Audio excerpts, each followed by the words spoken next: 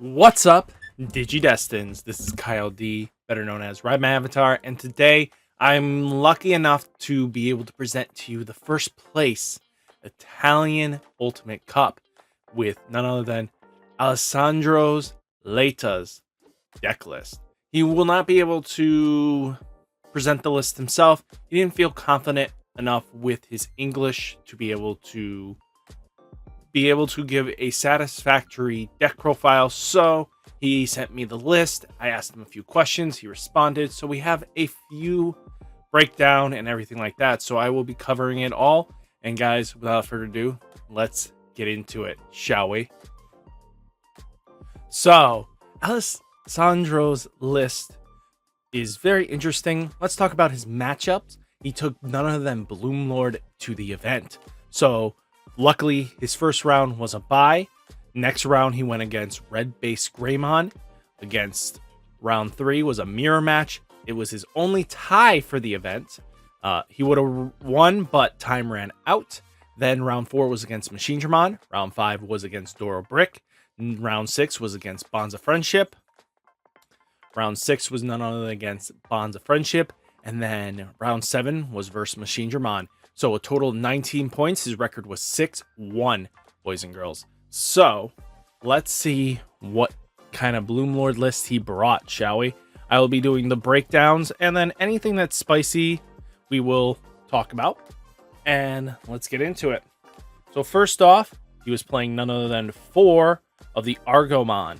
Argomon, basically, this one let you, when your Digimon during your turn, unsuspend during the unsuspend phase, gain an extra memory, causing extensions of plays.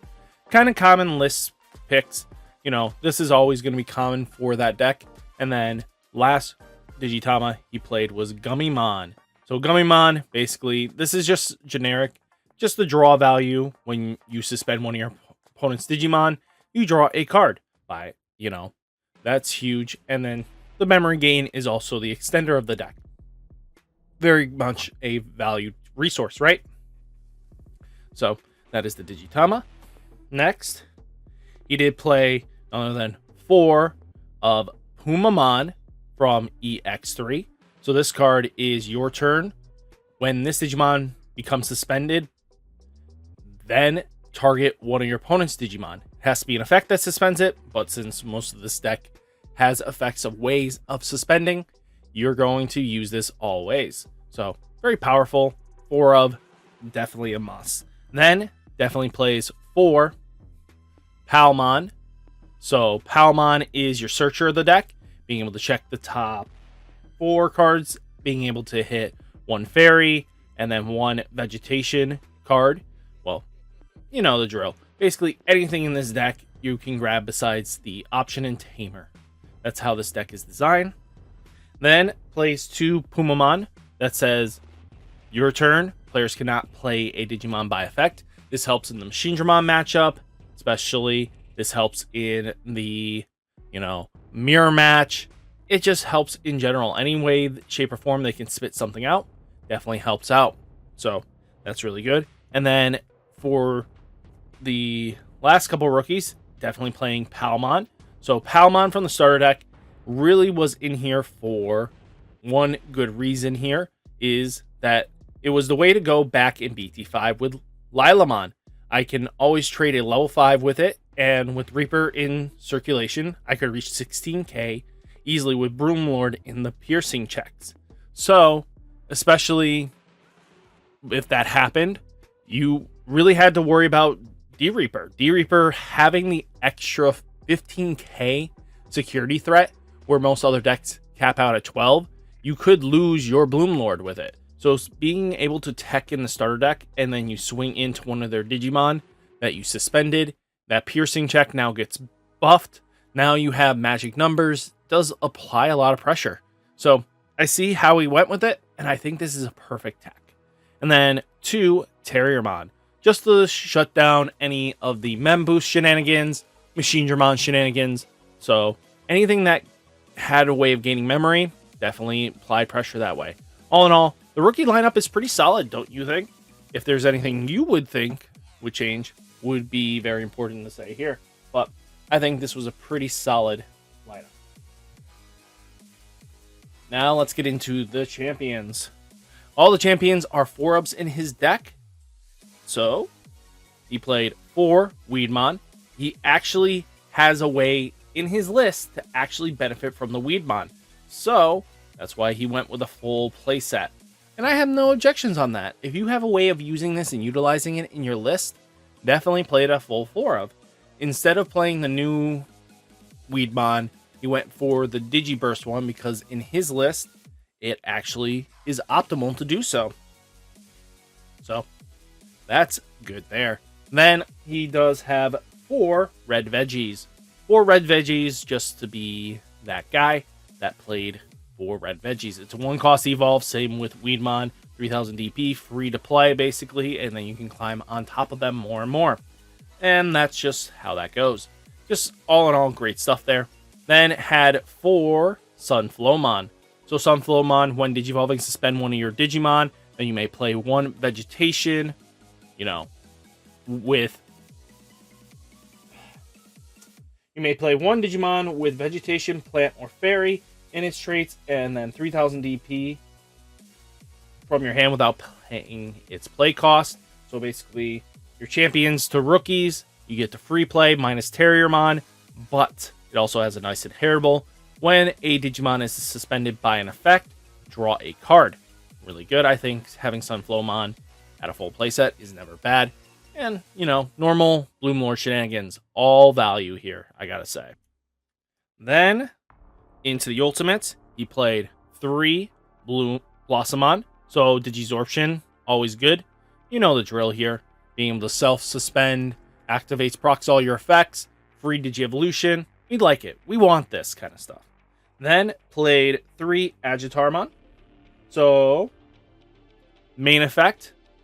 By suspending one of your green Digimon, you may play 1 vegetation, plant, and fairy with in its traits for 3000 DP or less from your hand without paying its cost.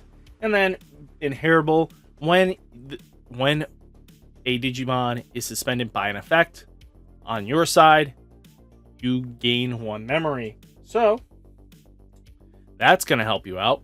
That extends your plays. You combo it with Sunflowmon, you get a draw and memory gain. Really good. And then does play 2 Cherrymon because this card has Digisorption. It can come in for 1 cost, but also for the fact of this can redirect an attack to one of your suspended Digimon, and that can lead to keeping you in the game. So you kind of want something like this to keep you alive, and I think that's pretty good. I think that's really solid. And then finally, 1 Lilamon for its Digiburst 2. You get to suspend one of your opponent's Digimon. Great effect. That's why Weedmon actually is very vital in this. And then, if you have a Tamer in play, suspend one of your opponent's Digimon. Free suspension? We like that. That gives combination with none other than your... guess who? Bloomlord, Hydramon, all that good stuff. So, makes it free value without having to waste resources. So, not a bad thing. And, Lilamon is a fairy, level 5, which can be grabbed from Palmon's effect. So she is searchable. And that gives you a way of keeping those pluses going. Because aside from Bloomlord, what do you have? So, he cut that he cut a Argamon level 5. So, he's not playing any for this card. And, Lilamon's Digiburst won him the final game, in the finals. So that really does help out. I think that's really good to go with. And I think having Lilamon really does apply some pressure that way. So, there you go. Now, going into the Megas, he only played 3 Bloomlords. We know what Bloomlord does by now. Being able to suspend one of your Digimon, and then if you have at least 2 suspended Digimon, unsuspend this Digimon, and you gain memory for every suspended Digimon you have. That's really good. And then this thing gains piercing for the turn. But also, your turn for every suspended Digimon you have, this thing gains a plus 2000 DP boost and a security +1 check. So if you have 4, instantly this becomes 16k and 3 checks at your opponent. So never terrible. Then he played 4 Hydramon. So Hydramon, we know what he does. When Digivolving, you may suspend 1 Digimon across the board, either yours or theirs, and then your turn. Well, all turns. This for when an opponent's Digimon becomes suspended, for each other suspended Digimon with Vegetation, Plant, or Fairy in its traits in play, you may gain 1 memory. So all your suspended stuff gains some value this way, and it's a control option. But also, end of turn, if you have 2 or more suspended Digimon with Vegetation, Plant, or Fairy in its traits, place 1 of your opponent's suspended Digimon to the bottom of their deck. So being able to board control really does help out, and there's not many DDG evolution threats in this game. So, in this format, actually. And then finally, 1 spicy Nidhogg. So, Nidhogg natural effect is when Digivolving Digiverse 4. So this is where Weedmon comes in and basically clears out everything.